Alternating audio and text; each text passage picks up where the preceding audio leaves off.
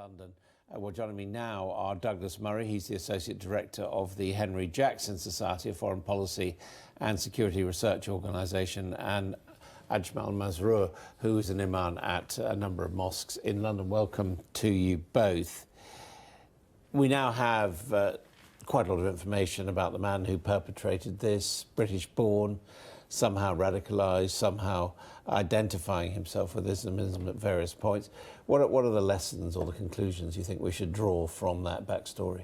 I think this is no new lesson for us as far as we're concerned. It started all from the 9/11 attacks when we started gearing ourselves towards tackling radicalization and extremism, 7/7 bombing and subsequent bombings that we've seen across Europe. Unfortunately, things haven't changed. 10, 15 years on, we're still talking about the same thing. We need to really ask ourselves where and how has it been that we have not been able to deal a serious blow to this narrative, this mindset, this ideology. We need to think about why we as a society collectively have failed, how we as people, leaders, opinion formers can change this narrative. And that's where I am. I'm constantly thinking. I remember in this very studio talking about how from the pulpits I've been screaming loudly and screaming, shouting at people saying we need to rid the world of terrorism and extremism, and yet it hasn't worked. Have I failed? I believe collectively we've failed, but there is a bigger problem. The problem is this is not the root of the problem. The more I shout, it seems like nobody's listening. Something has gone wrong somewhere, and we need to find the solution together. What do you think has gone wrong? I think we've got it wrong. I don't think all the measures that we've taken to prevent extremism and radicalization is working. I think we need to go back to the drawing table and ask, why have we arrived here? I've just come back from Africa only a week ago, in which I saw every 20 seconds a child dies because of hunger and thirst. Poverty, malnourishment, illiteracy, lack of freedom. These are rampant problems in our modern world. So why do we have this problem? I don't know the answer to that either. It looks like we have less answers and more questions, and this means we need to rethink our philosophy, our approach, and our future strategy for this world. We're in a big mess. What do you think the lessons are from this man's background and what he's done? Well, I think there are some lessons, but I mean, they're all ones we've been around many times before. The connection to criminality, for instance. I mean, there's a very strong element in all this of people, particularly converts, joining because Islam is a gang in their view, to which it's good for them to be part of it. Provides a form of gang-like protection. So we've seen this in many other cases before. There are some things about this man's background that are unusual. I mean, the most striking is his age. At 52, he is exactly at the top end of the previous pool of people who've been convicted or carried out, perpetrated Islamist-related terrorist offences in this country. It ranges from 14 to 52. But there's only been one other person of his age who has actually even tried to be involved in such an act. So that's an outrider part of it. But most other aspects of this case are very familiar, I'm afraid, to those of us who have spent time looking at this area. And do we just have to be defeatist and say, well, radicalisation and encouragement of violence is just going to go on? No, we shouldn't be defeatist, nor, I mean, I appreciate a lot of what Ajmal just said, but nor do we have to rethink our entire philosophy about anything. I mean, there's almost nothing you could do as a society to make sure that at any one point one person might not carry out some act of violence. And we saw this with the murder of Joe Cox by Tommy Mayer, a neo-Nazi extremist, last year. There's almost nothing you can do to completely safeguard your society from this. There are underlying problems which you can address, certainly. But I don't think that we should, and I think it's very important at times like this to remember that this is a terrible thing. It's very recent for all of us, but there's no point in throwing out our entire approach to this area. Our entire approach, the government's entire approach to this area, has kept the British people safe for a very long time now, much longer than some of us expected. Many, many thwarted, large-scale terrorist attacks have been thwarted by the security services and the police in this country. So the fact that on this occasion one person managed to get through is, I think, not a reason to rethink our entire approach to the world or to counter-terrorism. Do you think any progress is being made with the community, if you like, in this type of behaviour becoming both more difficult and less tolerated? One thing I've noticed unique about post this incident is that more and more organized activities have been brought together by people of all backgrounds, young Muslims, non-Muslims, Christians, Jewish people.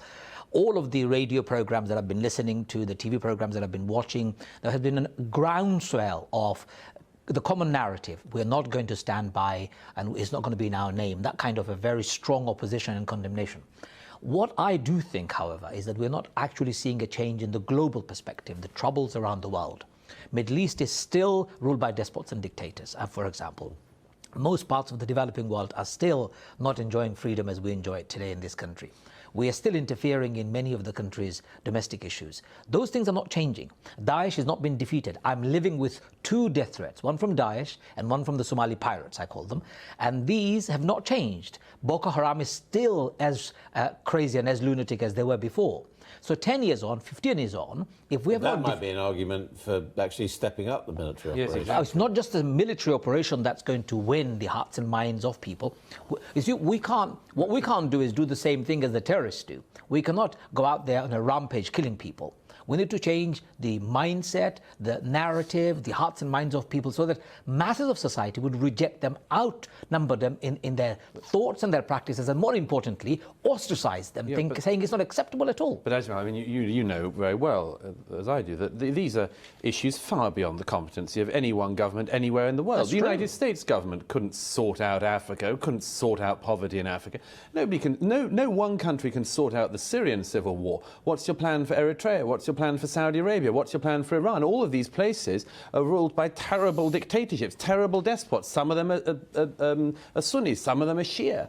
All of them abuse their people. All of them carry out human rights abuses. And every time this country, I don't want to get into a foreign policy argument, but every time this country does do anything, we have an enormous backlash because we've interfered. And whenever we don't do anything, we get the accusation. But I don't think, by the way, I don't think any of this, it's too early to say that this is to get into a foreign policy discussion. For all we know, this man may have had no interest in foreign policy, simply somebody on the outskirts of criminality or inside criminality who converted to the most radical form of Islam and then decided to carry out an act of barbarism in the centre of London. One suggestion we should to not make. Extrapolate. Can I just Yes, finish of this one? course. There's always a danger after any attack like this that people use it to get onto whatever their issue is. Sometimes it's the foreign Prime Minister policy. did say that he had been a person of interest on the periphery of Absolutely, but Islamism. So we know. as I say, but that it doesn't necessarily mean that his big passion was foreign policy issues. It may be that he was simply another of the people that's very familiar in the radicalisation issue.